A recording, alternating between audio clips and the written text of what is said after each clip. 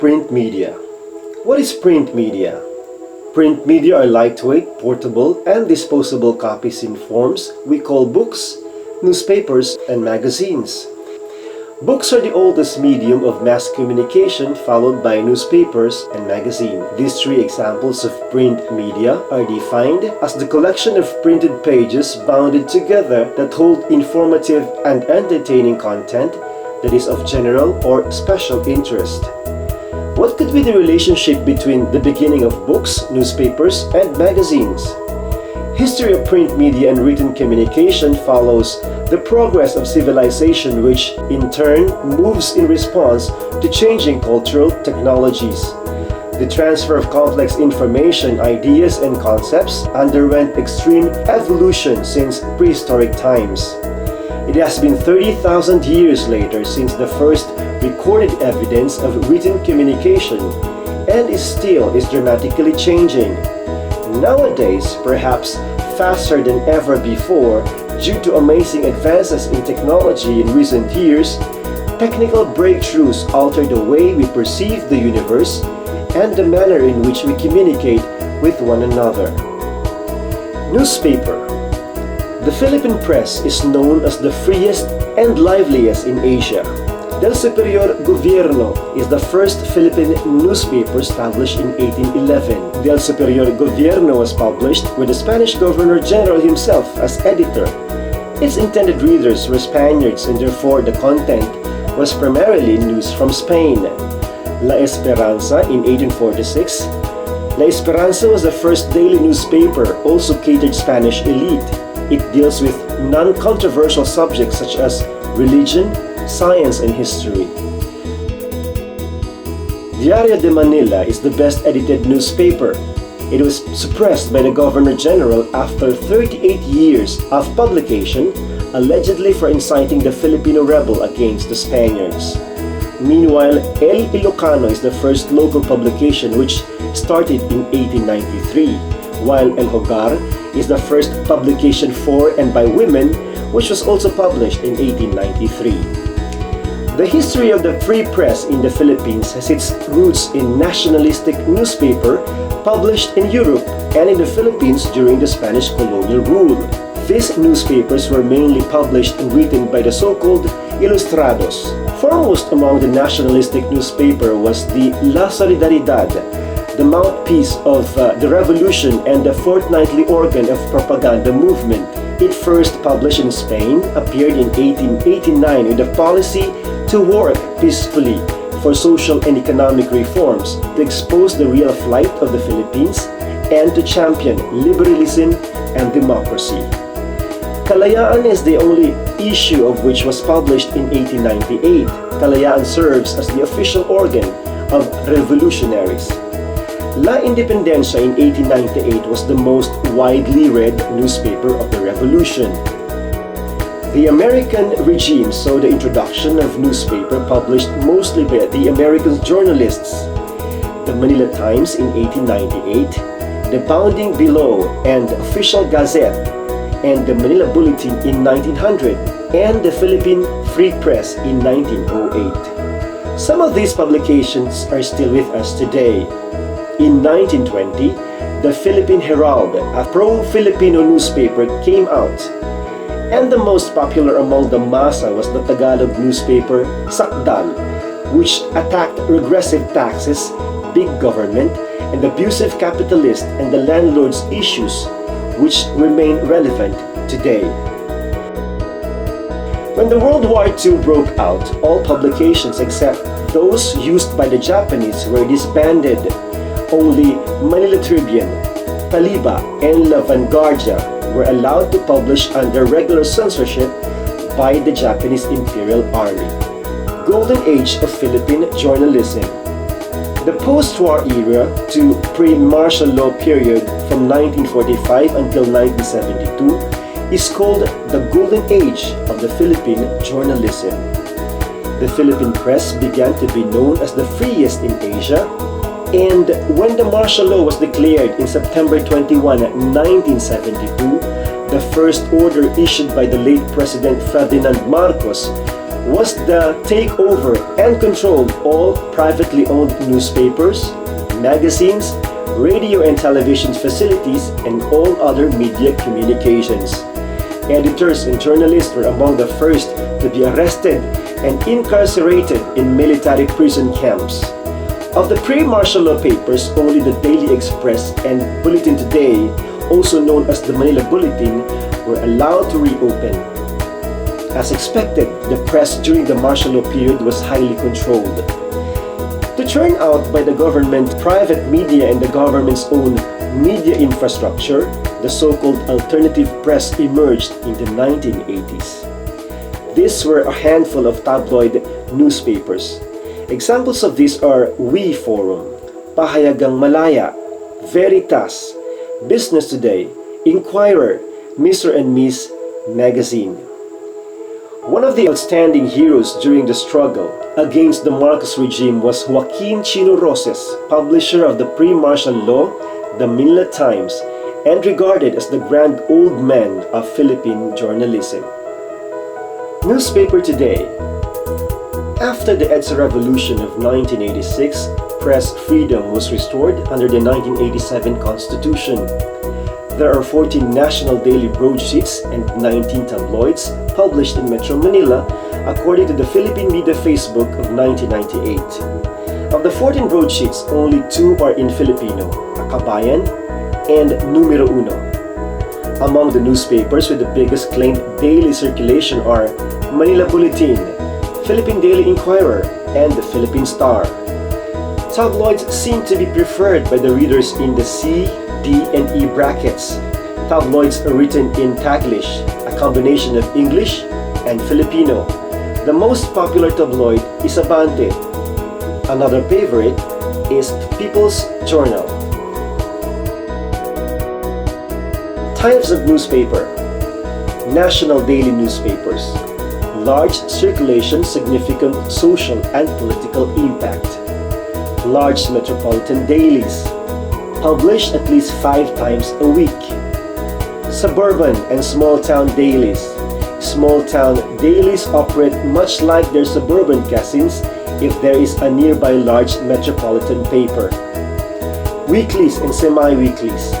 An overall news publication that is published on newsprint once or twice a week. The ethnic press, media directed toward a specific ethnic group and often written or broadcast in a language native to the group. The alternative and dissident press, most commonly published weekly, underground press. Commuter papers, free daily newspaper designed for commuters. Magazines. Magazines in the Philippines have always been very fun and interesting to read. But how the magazine starts in the Philippines? The Americans carried their box cameras, also known as magazine camera, Excelsior, to record provincial scenes. Genre and patriotic paintings were featured on magazine covers as a result of the introduction of the box cameras by the Americans. This magazine was founded by a Thomasite, Abraham V.H. Hartendorf in 1904. It published syndicated press materials from the U.S. and became the venue for publishing Filipino works in English in 1930. Literary works of Filipinos in English were published in the magazine, which started in 1905. The graphic magazines and women's journal were among the magazines that survived and continued to publish Filipino literary works in English. 1922 also saw the flourishing of the Tagalog literary movement as pioneered by Severino Reyes through the Liwayway magazine. This magazine was founded in 1922 and is the longest running magazine which still exists to this point. This was previously known as Photo News. Graphic magazine published by Ramon Roses in July 1927.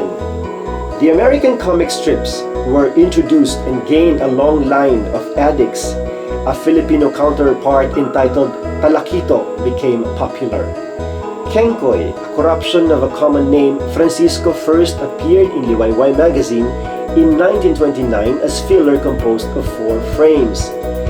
Carabao or broken English began to pervade at that time to purvey fun and laughter, such as in the case of Goyo and Kikay, popular comic characters. The comic section, which used to be a supplement, was transformed into an independent comics magazine in 1946 by Francisco Reyes. The famous Mga Kwento ni Lola Basyang also first serialized in UIY on May 25, 1925. This was published by Severino Reyes. In 1919, cookbooks such as Crispulo Trinidad's entitled Aklat ng Pagluluto featured tall table centerpieces, fashion trends, and needlecraft were also featured in magazines. In 1920, advertising further gained ground. Types of magazines: trade, professional, and business magazines. These magazines carry stories, features, and ads aimed at people in specific professions and are distributed either by the professional organizations themselves or by a media company. Industrial, company, and sponsored magazines. These magazines produced by companies specifically for their own employees, customers, and stockholders, or by clubs and associations specifically for their members. Consumer magazines, sold by subscription and at newsstands, bookstores, and other retail outlets, including supermarkets, garden shops, and computer shops. Newspaper versus magazine. People are so used to newspapers and magazines that they hardly pay any attention to differences between them. What is the difference between newspaper and magazine? Magazine is smaller in size to newspaper. Magazine is more expensive than newspaper. Newspaper contains fresher content than magazine. Newspaper has more variety of content than magazine that pertains to its chosen field only, such as cars, movies, sports, and so on. People subscribe for magazines, though they are also available on newsstands. Newspapers are delivered by hawkers, though many purchase them at crossings and newsstands. Readership of a newspaper is invariably higher than that of a magazine, though there are exceptions. Newspapers never fall short of content, as there is always something happening in different parts of the world, whereas magazine content is always based upon the liking of the readers.